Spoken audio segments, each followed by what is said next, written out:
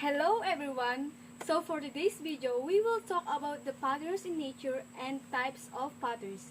And I will show you some examples of patterns in our surroundings. By the way, I'm Cecil Columna and we are BSED 1A. Are you ready guys? Let's go!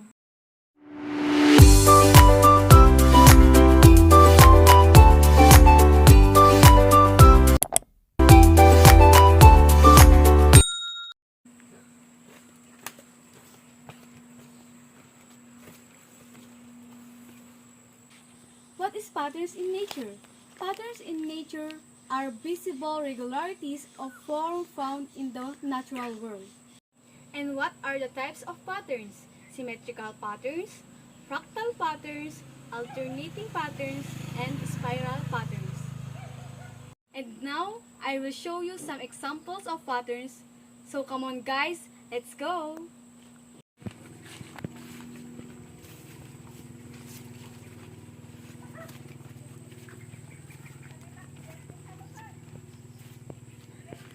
Can you see this one guys? This is an example of spiral pattern. A spiral pattern is a curve which emanates from a point moving further away as it revolves around the point.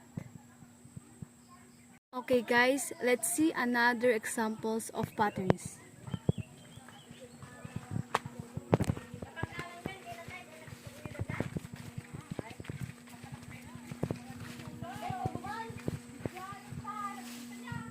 This is one example of symmetrical patterns, and this is also one example of symmetrical patterns.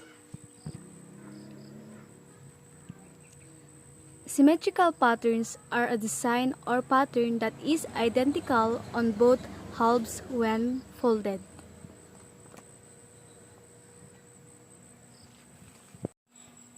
Okay, let's go and find some example of fractal patterns.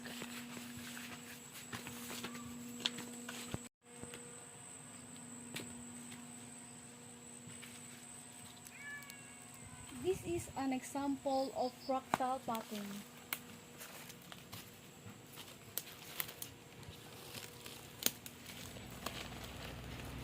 This fern is an example of fractal patterns.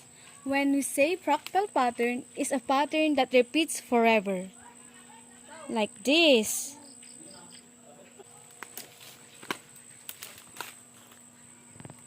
This tree is also an example of fractal patterns.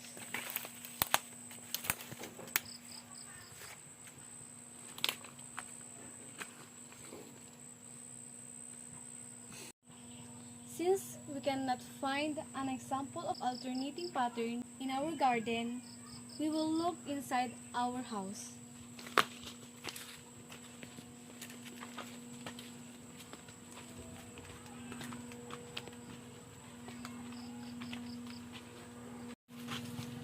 And here an example of alternating pattern. What does alternating mean?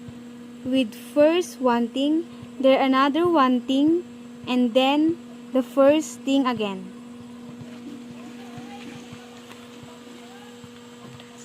That's all for today's video. Thank you for watching. Bye!